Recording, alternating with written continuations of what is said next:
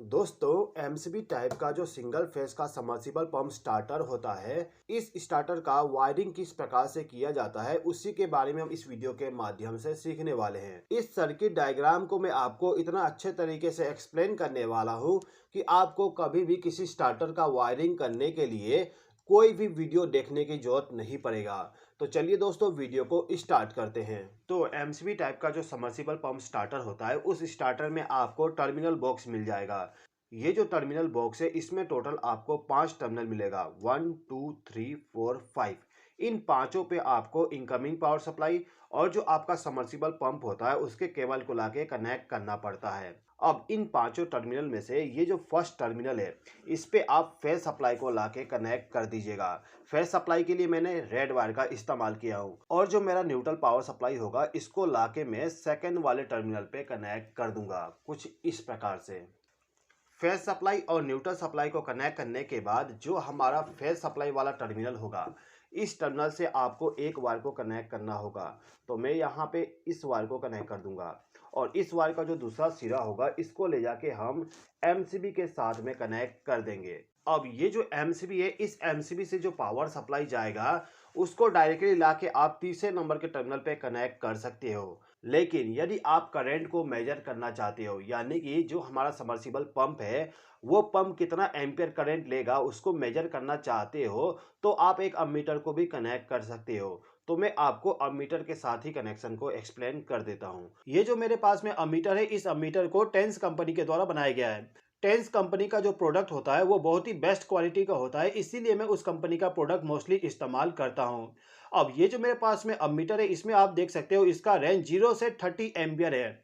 यानी कि यदि आपका मोटर 1 एचपी का है या फिर 2 एचपी का है तो उसके लिए आप 0 से लेकर 30 एम्पियर वाली अमीटर का इस्तेमाल कर सकते हो, ठीक है। तो इसके लिए आपको एक वायर का इस्तेमाल करना पड़ेगा। इस वायर के एक सिरे को एमसीबी के आउटपुट टर्मिनल पे कनेक्ट कर देंगे। उसके बाद अब इस वायर का जो दूसरा सिरा होगा इसको ले जाके हम अमीटर का जो एक टर्मिनल होता है, अमीटर में आपको 2 टर्मिनल मिलेगा, तो एक टर्मिनल पे आप इसको ले जाके कनेक्ट कर दीजिएगा। तो मैं इस टर्मिनल पे इस वायर को ले जाके कनेक्ट कर दिया, ओके।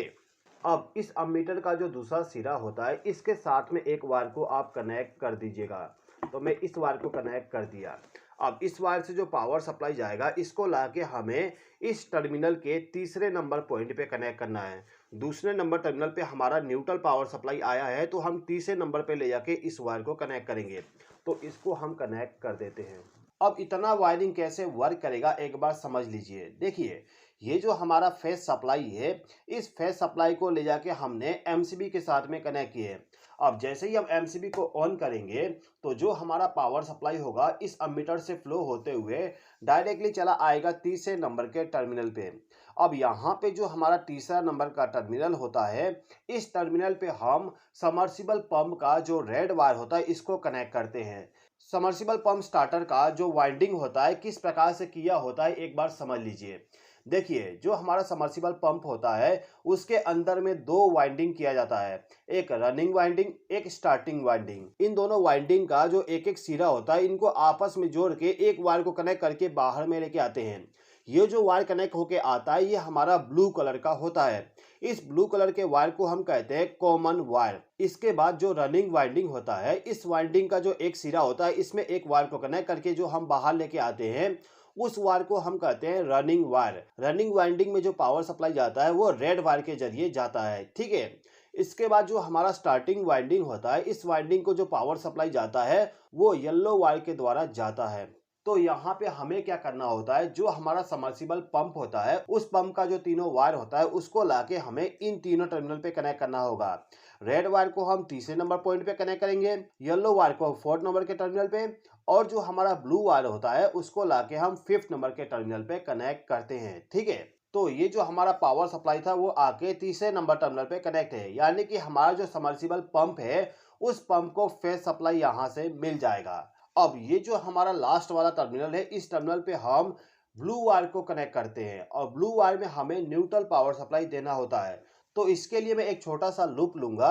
इस लूप के एक वायर को सेकंड नंबर टर्मिनल पे कनेक्ट कर दूंगा जहां पे हमें न्यूट्रल पावर सप्लाई मिलेगा, और इस वायर के दूसरे सिरे को ले जाके जो मेरा लास्ट वाला टर्मिनल है इस टर्मिनल के साथ कनेक्ट कर दूंगा, कुछ इस प्रकार से। अब ये जो बीच वाला पॉइंट है, इस पॉइंट पे हमें कैपेसिटर को कनेक्ट करना होता है। आपका जो स्टार्टिंग वाइंडिंग होगा, इस वाइंडिंग में जो पावर सप्लाई जाएगा वो एक कैपेसिटर के द्वारा जाना चाहिए। तो यहाँ पे हम क्या करेंगे, जो हमारा कैपेसिटर का दोनों वायर है, इन दोनों वायर में से एक वायर को ले जाके 4 नंबर टर्मिनल पे इसको कनेक्ट कर देंगे। अब इस कैपेसिटर का जो एक वायर है, इस वायर को आपको फेज सप्लाई देना होता है।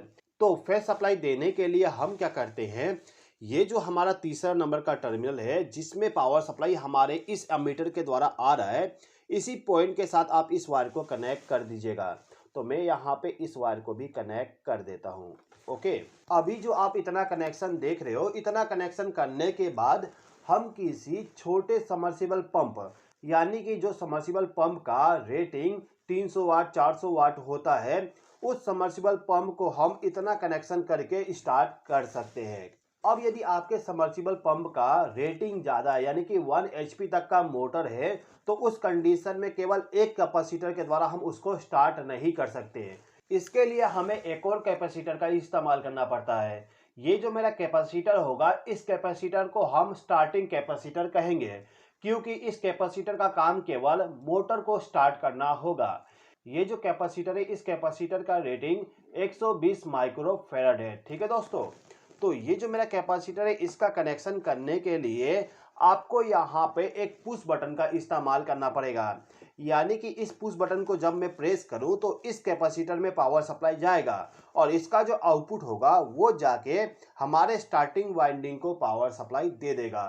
तो इसका कनेक्शन कैसे करेंगे समझ लेते हैं। सबसे पहले तो जो हमारा पुश बटन है, इस पुश बटन को इनकमिंग पावर सप्लाई दे देते हैं। तो इनकमिंग पावर सप्लाई हम इस अमीटर का जो दूसरा टर्मिनल है, यानी कि जो हमारा मोटर के साथ में वायर कनेक्ट है, इसी टर्मिनल से एक वायर को ले जाके इस पुश बटन को फेज सप्लाई देना होगा।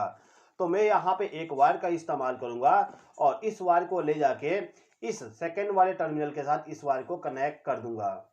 इसके बाद अब इस वायर का जो सेकेंड पॉइंट होगा, इस पॉइंट को ले जाके हम पुश बटन के साथ में कनेक्ट कर देंगे।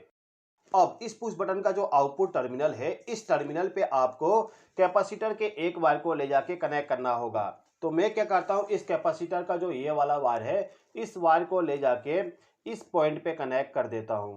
अब ये जो हमारा स्टार्टिंग कैपेसिटर है, इस कैपेसिटर का जो एक वायर होगा, इसको हम डायरेक्टली ले जाके जो हमारा 4 नंबर का टर्मिनल है, जिस टर्मिनल पे हमने दूसरे कैपेसिटर के एक वायर को लाके कनेक्ट किए थे, उसी के साथ में हम इस वायर को कनेक्ट कर देंगे।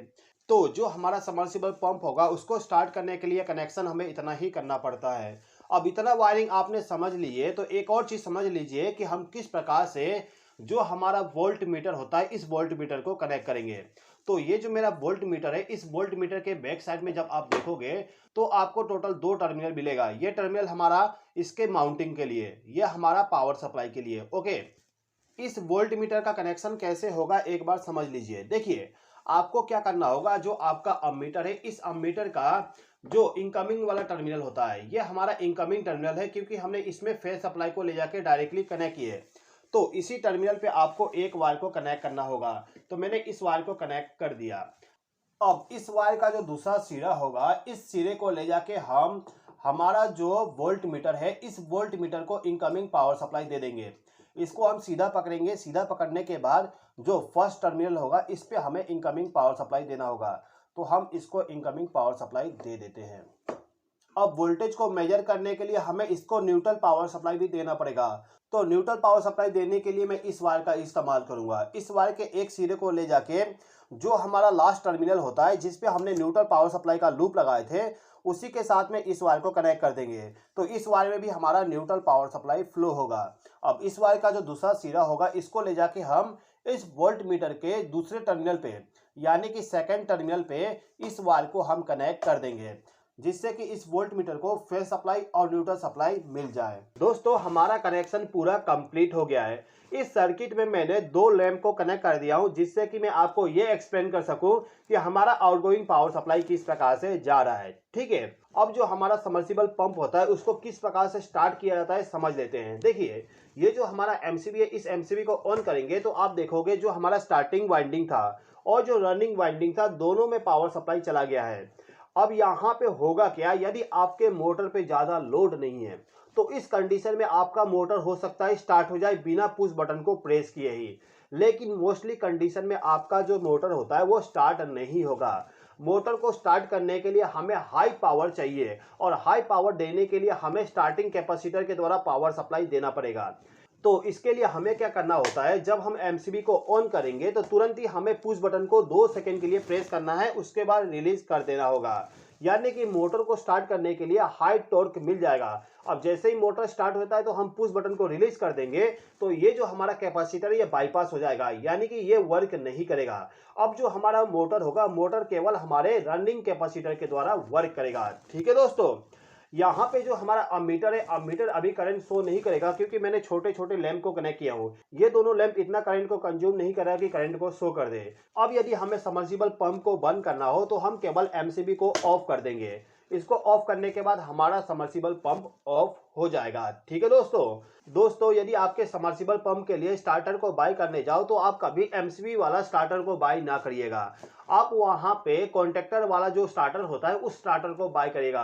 कॉन्ट्रैक्टर वाले स्टार्टर में आपको बहुत सारे बेनिफिट मिल जाते हैं जो कि एमसीबी वाले स्टार्टर में नहीं मिलेगा। उन सभी को मैं अभी डिस्कस नहीं करने वाला हूं। ठीक है, तो दोस्तों मैं उम्मीद करता हूं कि आपको ये वीडियो पसंद आया होगा।